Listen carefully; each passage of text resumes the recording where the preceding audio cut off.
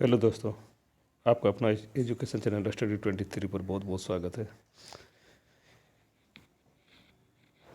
इस वीडियो के माध्यम से हम लोग लगभग 40 महत्वपूर्ण प्रश्नों का अध्ययन करने वाले हैं। आइए हम लोग समय को व्यर्थ न करते हुए पहला प्रश्न देखते हैं। पहला प्रश्न, भारतीय संविधान के किस अनुच्छेद में वित्त आयोग के गठन का प्रावधान है? भारतीय संविधान के अनुच्छेद 280 में वित्त आयोग के गठन का प्रावधान है। भारतीय संविधान के अनुच्छेद 280 में वित्त आयोग के गठन का प्रावधान है। दूसरा प्रश्न है, संविधान का संशोधन करने की संसद की शक्ति किस अनुच्छेद में वर्णन है? संविधान में संशोधन करने की संसद की शक्ति अनुच्छेद 368 में वर्णन है। अब भाग 20 में। अगला प्रश्न है, उत्तरी भारत का मैनचेस्टर किसे कहा जाता है? उत्तरी भारत का मैनचेस्टर कानपुर को कहा जाता है। चौथा प्रश्न है, भारत का पहला इस्पात उद्योग बंगाल आयरन कंपनी की कुल्टी में स्थापना कब किया गया था? भारत का पहला इस्पात उद्योग बंगाल आयरन कंपनी के कुल्टी में स्थापना 1870 ईस्वी में किया गया था। पांचवा प्रश्न है, किसी भी उच्च न्यायालय के न्यायाधीश को एक उच्च न्यायालय से दूसरे उच्च न्यायालय में भेजने का अधिकार किसे है?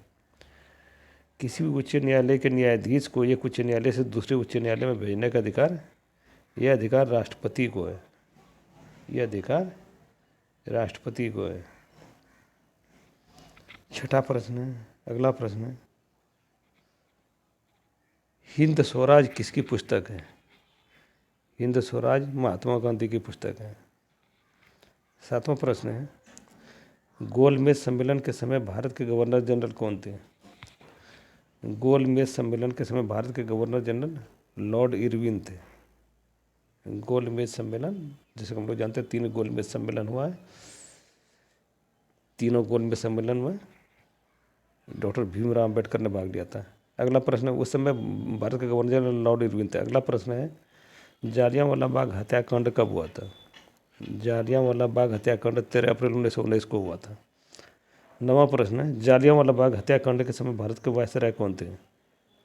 जालियांवाला बाग हत्याकांड के समय भारत के वायसराय लॉर्ड चेम्सफोर्ड थे। 10वां प्रश्न है, तंजौर में राजराजेश्वर का शिव मंदिर किसने बनवाया था? तंजौर में राजराजेश्वर का शिव मंदिर राजराज प्रथम ने बनवाया था। तंजौर में राजराजेश्वर का शिव मंदिर राजराज प्रथम ने बनवाया था। 11वां प्रश्न है, नील नदी का उपहार किसे कहा जाता है? नील नदी का उपहार मिस्र को कहा जाता है। नील नदी का उपहार मिस्र को कहा जाता है। 12वां प्रश्न है, वान झील कहाँ स्थित है? वान झील तुर्की में स्थित है। वान झील तुर्की में स्थित है।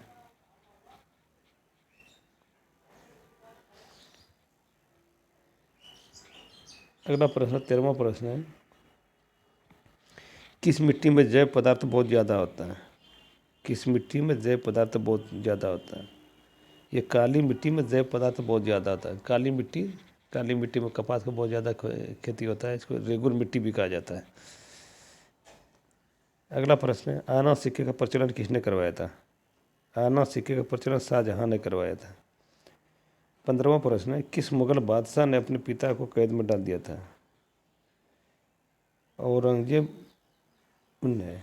औरंगजेब मुगल बादशाह ने अपने पिता को कैद में डाल दिया था। औरंगजेब को शाहजहां के द्वारा औरंगजेब ने शाहजहां को कैद में डाल दिया था। अगला प्रश्न है, 16वां प्रश्न है, तनख्वाह के बदले दी जाने वाली भूमि को क्या कहा जाता था? तनख्वाह के बदले दी जाने वाली भूमि को जागीर भूमि कहा जाता था। तनख्वाह के बदले दी जाने वाली भूमि को जागीर भूमि कहा जाता था। 17वां प्रश्न है, राज्यपाल द्वारा जारी किए गए अध्यादेश किसके द्वारा मंजूर किया जाता है? राज्यपाल द्वारा जारी किया गया अध्यादेश विधानमंडल के द्वारा मंजूर किया जाता है। 18वां प्रश्न है, विधान परिषद के सदस्य संख्या कम से कम कितनी होनी चाहिए? विधान परिषद के सदस्य संख्या कम से कम 40 होनी चाहिए। 19वां प्रश्न है, मानव शरीर में कितने गुणसूत्र होते हैं? मानव शरीर में 23 जोड़ी गुणसूत्र होते हैं। मानव शरीर में 23 जोड़ी गुणसूत्र होते हैं। मानव शरीर में 23 जोड़ी गुणसूत्र होते हैं। मानव शरीर में 23 जोड़ी गुणसूत्र होते हैं। 20वां प्रश्न है, आरएनए कितने प्रकार के होते हैं? आरएनए 3 प्रकार के होते हैं। TRNA, transfer RNA, ribosomal RNA, messenger RNA. ये 3 अलग अलग प्रकार के 3 प्रकार के आरएनए होते हैं। 21वां प्रश्न है, क्यूरी किसकी इकाई है? क्यूरी रेडियोधर्मिता की इकाई है। 22वां प्रश्न है, सफ़ेद सोना किसे कहा जाता है? सफ़ेद सोना प्लेटिनम को कहा जाता है। अगला प्रश्न 23वां प्रश्न है, अंतर्राष्ट्रीय श्रम संगठन का स्थापना कब हुआ था? अंतर्राष्ट्रीय श्रम संगठन का स्थापना 11 अप्रैल 1919 ईस्वी को हुआ था। अगला प्रश्न है 24वां प्रश्न, अंतर्राष्ट्रीय श्रम संगठन का मुख्यालय कहाँ है? अंतर्राष्ट्रीय श्रम संगठन का मुख्यालय जेनेवा स्विट्जरलैंड में है। 25वां प्रश्न है, विश्व का पुलिसमैन किसे कहा जाता है? विश्व का पुलिसमैन सुरक्षा परिषद को कहा जाता है। यूएनओ को सुरक्षा परिषद जिसमें अगला प्रश्न है, अजलान शाह कप किस खेल से संबंधित है? अजलान शाह कप हॉकी खेल से संबंधित है। अजलान शाह कप हॉकी खेल से संबंधित है। अजलान शाह कप हॉकी खेल से संबंधित है। अगला प्रश्न 27वां प्रश्न है, परमाणु भट्टी में मंदक के रूप में किसका प्रयोग किया जाता है? परमाणु भट्टी में मंदक के रूप में ग्रेफाइट का प्रयोग किया जाता है। 28वां प्रश्न, वेम्बले स्टेडियम कहाँ स्थित है? वेम्बले स्टेडियम लंदन में स्थित है। अगला प्रश्न 29वां प्रश्न है, भारत में सर्वोच्च वीरता सैनिक सम्मान कौन सा दिया जाता है? भारत में सर्वोच्च वीरता सैनिक सम्मान परमवीर चक्र दिया जाता है। 30वां प्रश्न, संगम युग में युद्ध का प्रमुख कारण कौन सा है? संगम युग में युद्ध का प्रमुख कारण पशुओं की चोरी है। संगम युग में युद्ध का प्रमुख कारण कौन सा है? पशुओं की चोरी।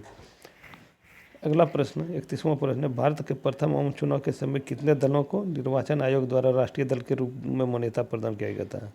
भारत का प्रथम आम चुनाव 1951-52 ईस्वी में हुआ था। उस समय कितने दल के निर्वाचन आयोग द्वारा राष्ट्रीय दल के रूप में मान्यता प्रदान किया है? 14 दल को राष्ट्रीय दल के रूप में निर्वाचन आयोग के द्वारा मान्यता दिया गया था। 14 दल को राष्ट्रीय दल के रूप में। अगला प्रश्न 32वां प्रश्न, चटगांव शस्त्रागार पर आक्रमण का नेतृत्व किसने किया था? चटगांव शस्त्रागार पर आक्रमण का नेतृत्व सूर्यसेन ने किया था। सूर्यसेन ने किया था। अगला प्रश्न है डेनमार्क की संसद का क्या नाम है? डेनमार्क की संसद का नाम फोल्केटिंग है। डेनमार्क की संसद का नाम फोल्केटिंग। 34वां प्रश्न है, स्कॉटलैंड का राष्ट्रीय खेल क्या है? स्कॉटलैंड का राष्ट्रीय खेल रग्बी फुटबॉल है। 35वां प्रश्न, आज़ाद हिंद फौज का गठन किसने किया था? आज़ाद हिंद फौज का गठन कैप्टन मोहन सिंह ने किया था। आज़ाद हिंद फौज का गठन कैप्टन मोहन सिंह ने किया था। Thanks for watching. Thank you.